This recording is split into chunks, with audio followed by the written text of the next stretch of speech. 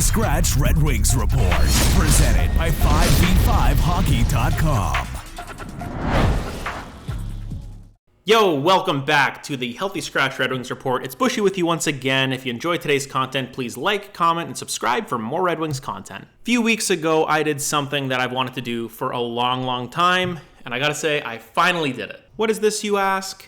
Season tickets to the Detroit Red Wings.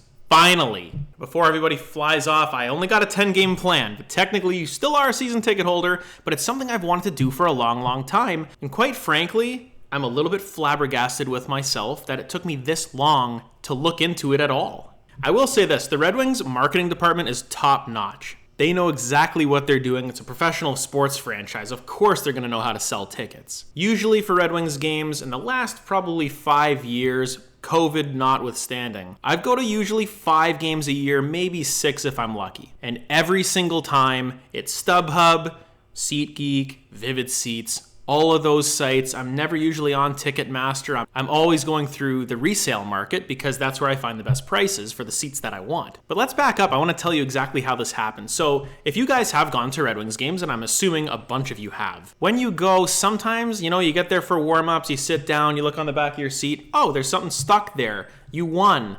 So I know Winged Wheel Nation is the people that do ticket sales. So one game late last year that actually was on one of my seats, I went, okay, cool, let's go see what I won. So we go up to the section that they're at. There's a big table. I say, hey, I've got my ticket. What did I win? You get a Red Wings beer cozy. Awesome. But at the same time, they weren't pushy. They just asked, hey, have you ever considered buying a ticket plan? How many games do you come to in a year?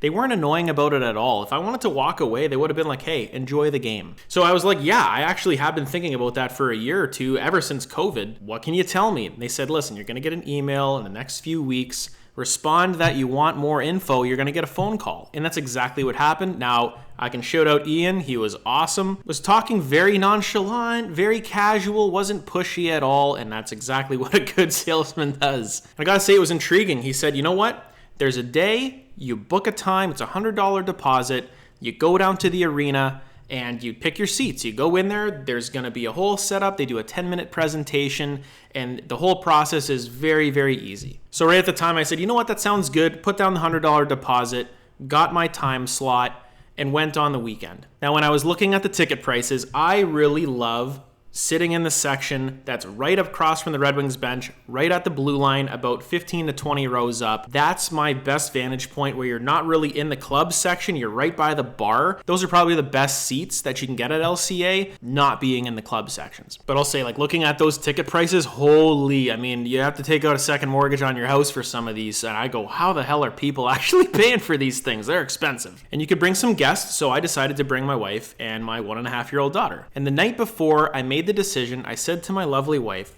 I'm probably not going to buy any tickets. The lower bowl seats I'm looking at, they're way too expensive. But you know what?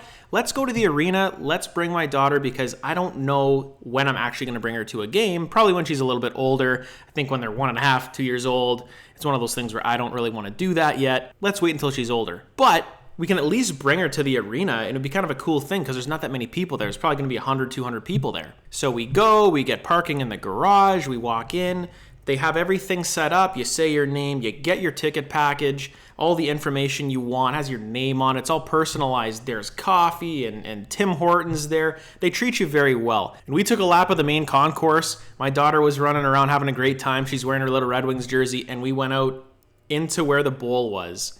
And she's 1.5, and she's going, wow. And it's one of those things where I went, this is really cool. We got some cool pictures. You probably see them on your screen right now. And then after, I went to the 10-minute presentation that they put on just to see what the ticket sales were all about, even though I knew I wasn't going to buy any. So obviously there's 10 game plans. There's 3 different ones. There's different games in each one. I looked at it and went, you know what? There's games in package 1 where 5 of the opponents that the Red Wings have, some of my buddies like that team, or my dad, he's a Bruins fan. Let's bring him to that game. Let's recoup some of the money from the second ticket. And then they keep going, and they're obviously using marketing strategies, and they're getting me. I understand how this all works. They go, you know what? You're going to get your 10-game plan. You're also going to get a preseason game. Well, I'm a sucker for preseason. I love watching the prospects, all the kids that might not be there for a few more years. So 100% I'm in. Also, on top of that, you're going to get a Tigers game.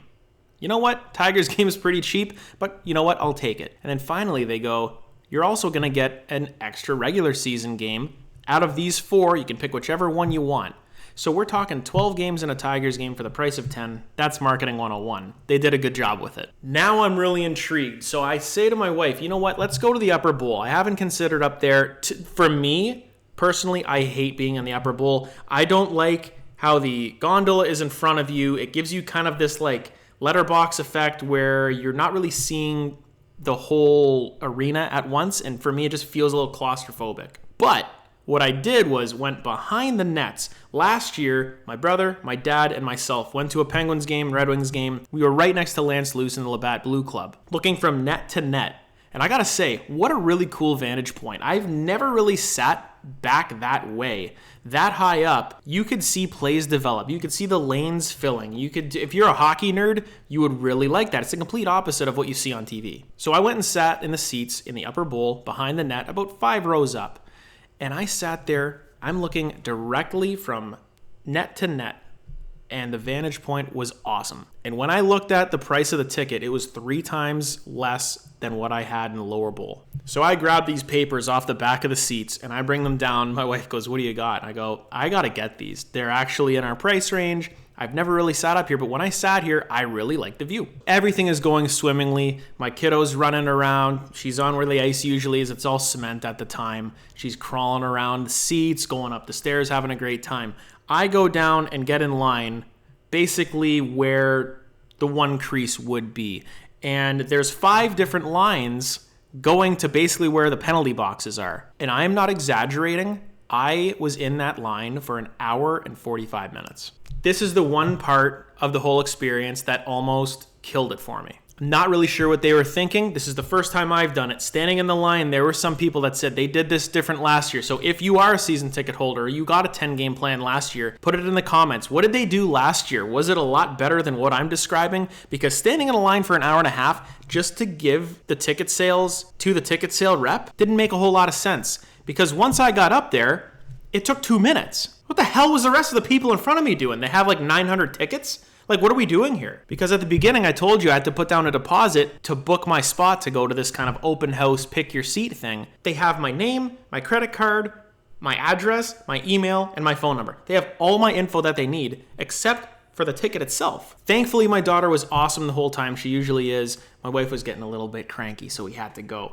But I got the tickets. They put them on my account. We get out of there. Now, going forward, if I do get a phone call from a sales rep, and I'm assuming you will at one point, the feedback that I would give if any marketing person is watching this video, you guys need to change that line. You got to think, in terms of marketing, you got to think I wasn't going to buy tickets going to the arena. Your pitch sold me. You got me hook, line, and sinker. You got me with, hey, you want a beer cozy, to the email, to, Ian calling me and saying, hey, what kind of information do you need? And then booking me for picking seats and then going to the event, and the way that they were handing out beers in line. That was kind of nice too. They just carded you and here you go. So I'll take that. But at the same time, standing in line was the only thing that actually made me think, I don't want these tickets. I'm going to leave right now. So you need way more people taking the sales, or what you need to do is get a QR code on every single piece of paper on those seats that I can just scan it myself and add it to my account and get out of here. But that being said, I'm really excited because you get little perks too, 10% off the team store. You get pre-sale for some of the regular season games, like the single game tickets went on sale on a Friday. I had access to them Wednesday. I went and got tickets against the Lightning, the home opener. I was supposed to go last year, but my appendix blew up and I couldn't go, so I said, I'm going this year. I don't care what it takes. So all in all, it's going to be a 13-game schedule for myself.